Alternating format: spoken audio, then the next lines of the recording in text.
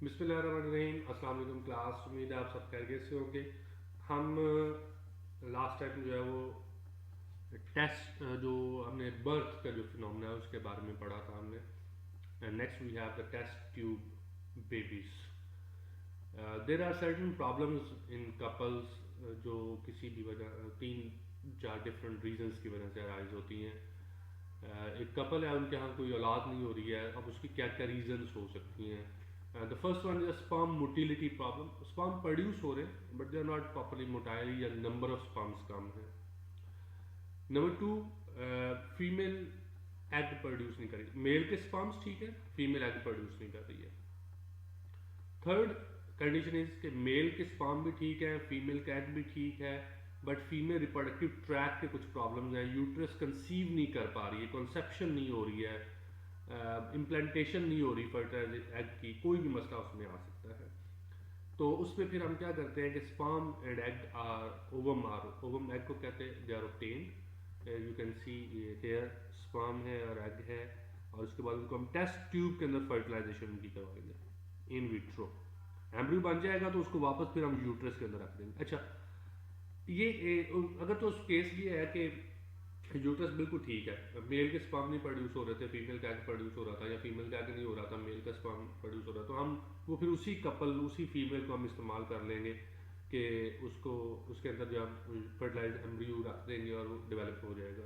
अच्छा, in case अगर suppose this is another case कि फीमेल का यूट्रस का इशू था, फिर उसमें एक फीमेल को हायर किया जाता है, सॉर्गेंट मदर का नाम दिया जाता है उसको, फिर डेवलपमेंट सारी उसके अंदर करवाते हैं। जाइगोट इम्प्लांटेड बैग, डेवलपमेंट जो है with in the mother body होगी, नॉर्मल बर्थ होगी।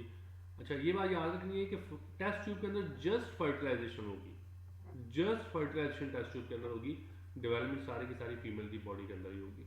So this is the test tube babies concept. उसके बाद कुछ सेक्सुअली ट्रांसमिटेड डिजीजेज हैं जो सेक्सुअल प्रोसेस के जरिए ट्रांसमिट होती हैं from one person to another person.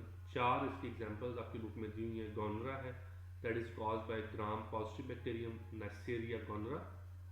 Mucus membrane of urinogenital tract को ये डैमेज करता है। यूरिनोजेनिटल ट्रैक जेनिटेलिया कहते हैं, बेसिकली आपका जो रिप्रोडक्टिव ऑर्गन्स होते हैं उनको, vagina in female and the penis in male, ये उसको इफेक्ट करता है। और अगर फीमेल अगर इन्फेक्टेड है और वो बर्थ जो है वो होने वाली है, तो अगर बच्चा उस इन्फेक्टेड बर्थ के नाल से गुजरता है तो उसकी आइज़ को जो है इन्फेंट जो है उसकी आइज़ को बहुत ज़्यादा डैमेज हो सकता है। Another disease that is syphilis, this is called by spirochete Treponema pallidum.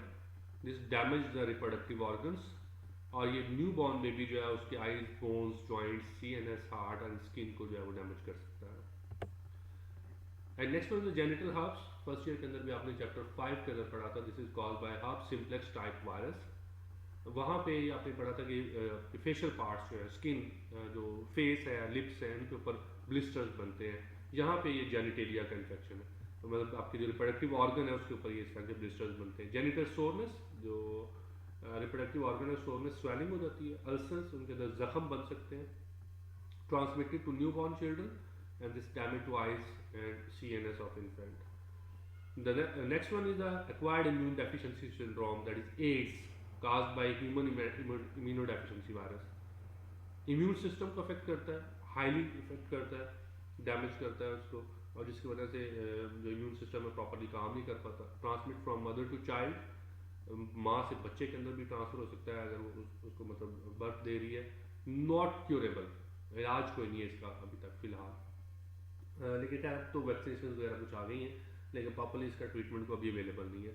And the last the most important thing is prevention is better than cure. This is very much important कि आप prevent कर लें अपने आप को, हिफाजती तदाबीर अपनाएं, rather than कि आप जो है ना वो उसके तरीके इलाज की तरफ जाए जो हो सकता है प्रॉपरली ना हो सके।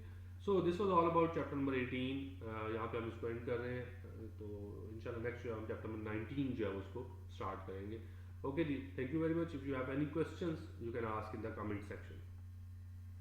अस्सलाम वालेकुम। नीचे दिए हुए सब्सक्राइब के बटन पे प्रेस करें और बेल आइकन पे, ताकि आपको सारे लेक्चर और नोटिफिकेशंस टाइमली मिलते रहें।